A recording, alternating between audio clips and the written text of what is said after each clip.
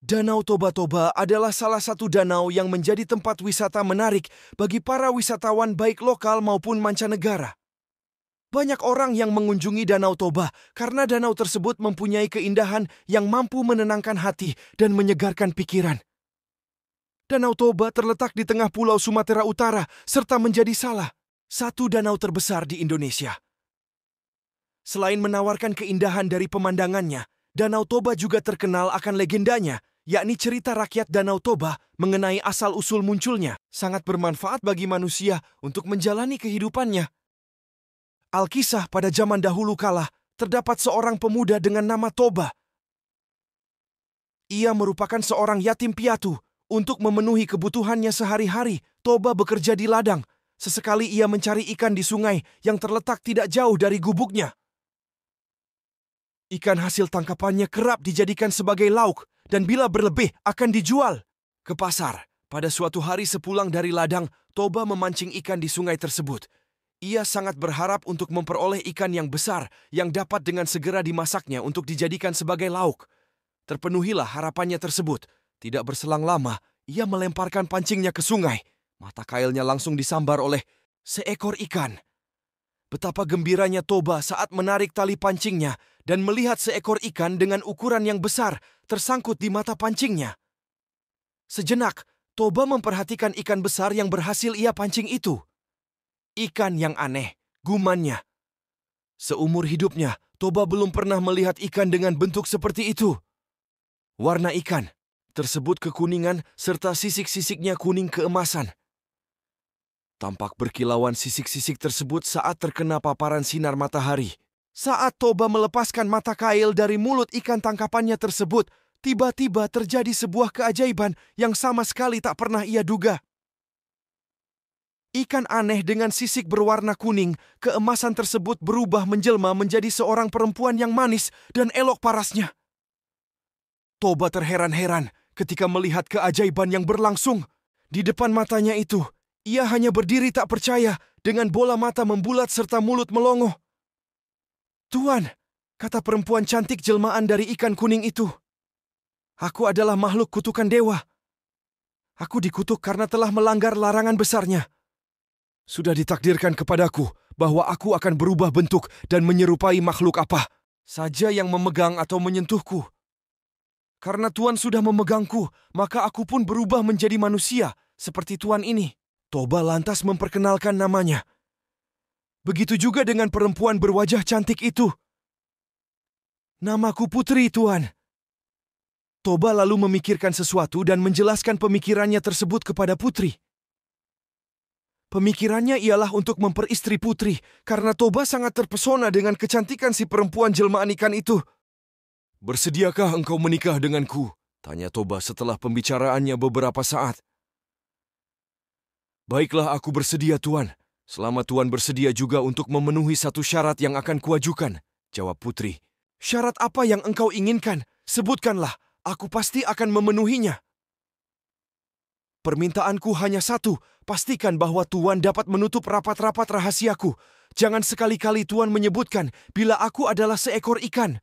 Bila Tuan menyatakan kesediaan Tuan untuk menjaga rahasia ini, aku bersedia menjadi istri Tuan." "Baiklah, aku berjanji akan menutup dengan rapat rahasimu ini.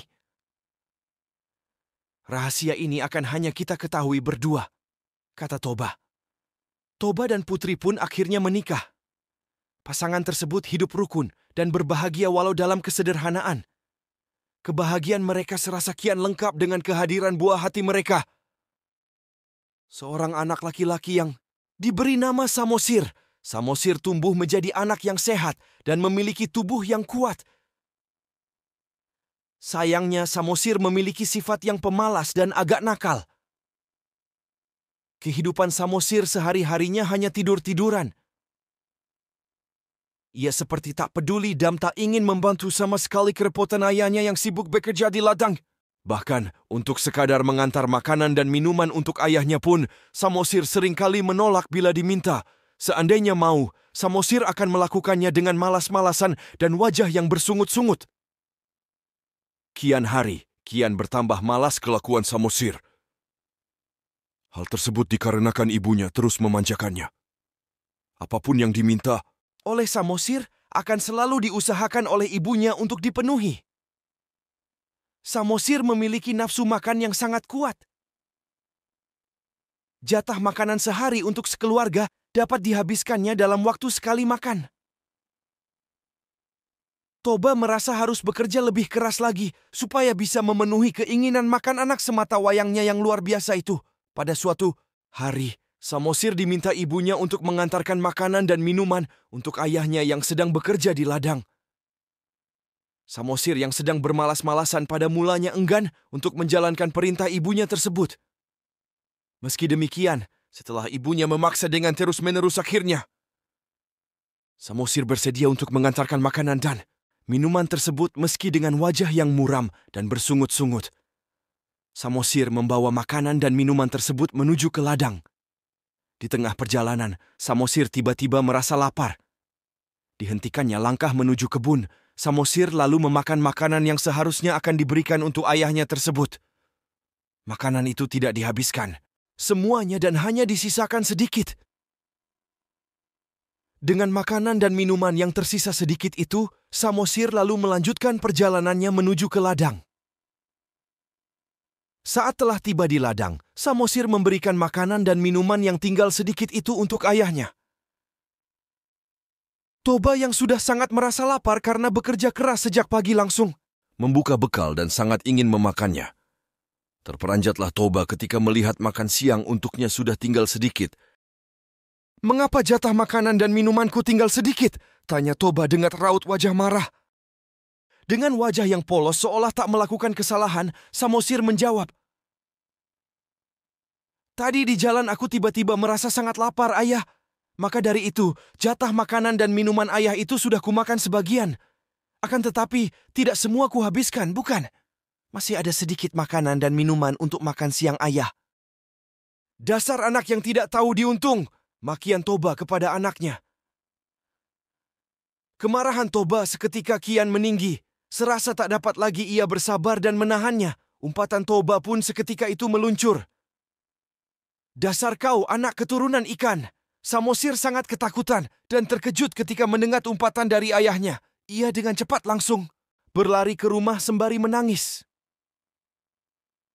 Pada saat sudah sampai di rumah dan bertemu dengan ibunya, Samosir langsung menceritakan semua cacian dan makian dari ayahnya yang menyebutkan bahwa dirinya adalah keturunan dari seekor ikan. Mendengar pengaduan dari anaknya itu, ibu Samosir menjadi sangat sedih. Tak disangka bila suaminya yang sangat ia sayang telah melanggar sumpah untuk tak menyebutkan bahwa putri adalah makhluk yang berasal dari ikan. Tak berselang lama, Samosir dan ibunya saling berpegangan tangan. Dalam hitungan sekejap, kedua ibu dan anak itu menghilang dan keajaiban pun terjadi. Pada bekas pijakan kaki Samosir dan ibunya, tiba-tiba menyembur air yang sangat deras. Dari dalam tanah, air yang disemburkan keluar seakan tiada henti. Semakin lama tak semakin berkurang semburan air tersebut, malah semakin besar adanya. Dalam waktu yang cepat, permukaan tanah di daerah itu pun tergenang. Permukaan air kian meninggi dan tak berapa lama kemudian lembah yang digunakan oleh Toba sebagai tempat tinggal pun sudah penuh dengan genangan air. Hingga pada akhirnya terbentuklah sebuah danau yang sangat luas di tempat itu. Penduduk sekitar lalu menamakan danau tersebut sebagai Danau Toba. Adapun pulau kecil yang terletak di tengah-tengah Danau Toba itu disebut sebagai Pulau Samosir, sebagai penanda bahwa itu merupakan tempat di mana Samosir dan ibunya berpijak untuk terakhir kalinya.